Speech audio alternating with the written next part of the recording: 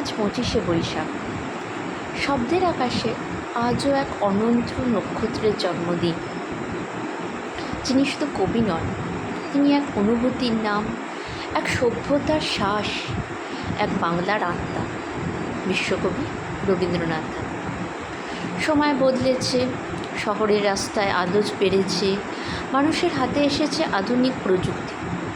তবুও কোনো এক বিকেলে আমারও পড়ানো যাহা যায় শুনলেই আজও মনটা শান্ত হয়ে যায়।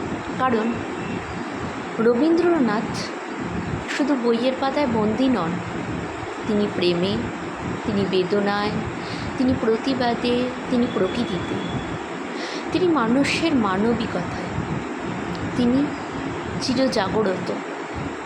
তিনি শিখিয়েছেন মাথা নত করে নয়, হৃদয় উঁচু করে বাঁচতে হয়। তিনি বুঝিয়েছেন একলা পথ চলার মধ্যেও সৃষ্টি হতে পারে নতুন ফুল। তাই আজ তার জন্মদিনে শুধু শ্রদ্ধা নয়, কৃতজ্ঞতাও জানাই। কারণ বাংলা ভাষায় অনুভূতি প্রকাশ করতে গেলে অজান্তেই আমরা তার কাছে ফিরে যাই। তাই শুভ জন্মজয়ন্তী বিশ্বকবি। এটুকুই বলতে পারি, তুমি আজও আছো।